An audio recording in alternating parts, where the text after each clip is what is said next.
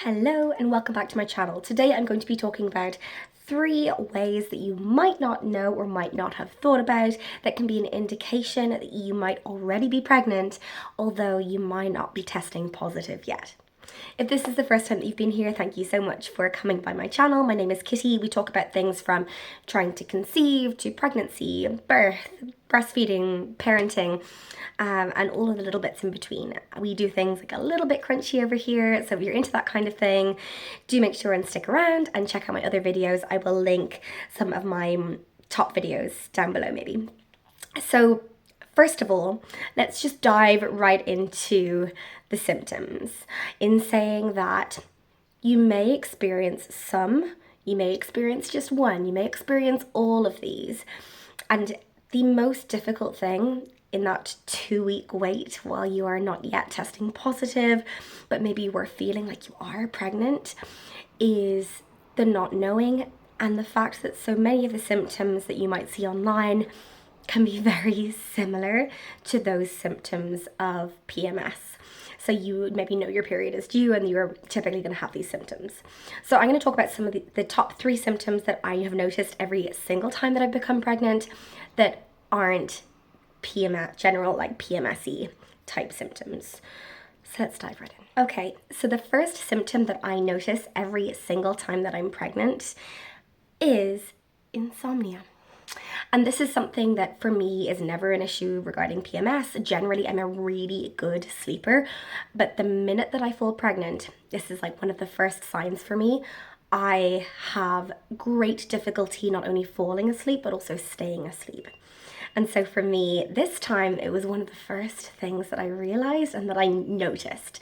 So pregnancy insomnia is related to those nice big waves of hormones that come particularly in early pregnancy and can impact how restful and deep our sleep is, but also how difficult we might find it to shut off and fall asleep at bedtime.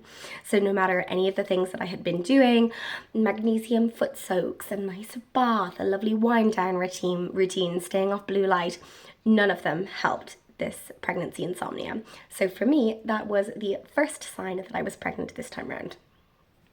The next sign that you may or may not notice, again, of my pregnancies so far, I've only noticed this in the last 2, but that is implantation bleeding.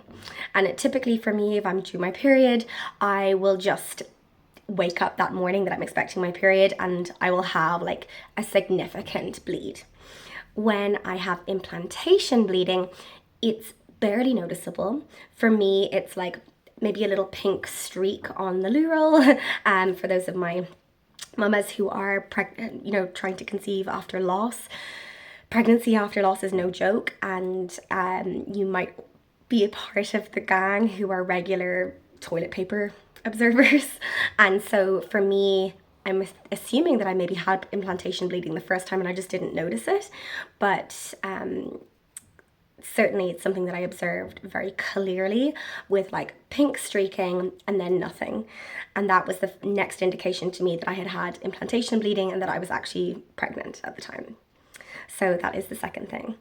The next thing then is dizziness and seeing stars. And really for me, this isn't something that's like a regular occurrence. However, every time that I've fallen pregnant and haven't peed on a stick yet, that has been another thing that I've noticed. So I get dizzy quite easily and sometimes I will just have to like sit myself down. And generally we attribute that to an increase in blood volume in later pregnancy, but in early pregnancy then it's down to those hormones again. So really interesting to note that. And I feel like the more aware you are and in tune you are with your body, the more likely you are to notice those symptoms. The next thing then for me, which I would consider like a again, like this isn't for everyone, but this has certainly been for me. But for me, it was like one of the first things that I noticed alongside the insomnia was having to wake to pee at night.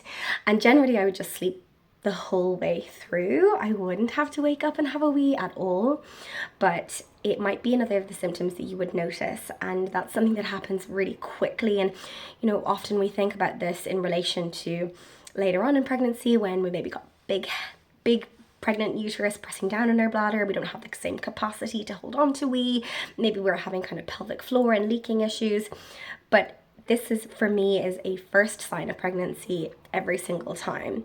So if you're waking to wee at night, you might be pregnant. The last thing that I want to touch on, and this is very specific to nursing mamas, so pregnant mamas who are nursing through pregnancy or hoping to nurse through pregnancy and have fallen pregnant while falling pregnant while still breastfeeding, is nipple sensitivity, certainly, but also breastfeeding aversion. So for me, it has been both for myself, but also clients who I've worked with and their trying to conceive journey. If that is you, make sure and send me a message with the email address I'll have linked down below. That has been the first symptom that they have noticed. They might just be so busy with their toddler, busy with life, but then they go to sit down and nurse their baby and they're like, oh my gosh, it's like almost a skin crawling feeling. I always describe it in the nicest way because I love my babies, in that feeling of wanting to just throw them across the room. So breastfeeding aversion is very real. For me, it only ever lasts approximately 4 weeks, sometimes less, sometimes more. But for me, it's like a very intense period of time and mostly at night times. So again, that was another of the symptoms that I noticed this time round. And if you are a breastfeeding mama and you're trying to conceive, this might be one of the first indications for you that you are actually pregnant. So I realized I actually gave you 5 tips there, or 5 ways to know that you are pregnant. But if you have ticked any one of those boxes, let me know down below when you go on and test if you were actually pregnant and this was in any way helpful. I know that 2-week wait can be really difficult to navigate and so hard to tell, am I actually pregnant? Is this a PMS symptom? What is going on in my body? So I hope that this has given you a little bit more clarity and maybe helped you know if you're on the right track. If you are TTC at the moment, I'm sending so much love to you, so much strength to you, and all of the baby dust.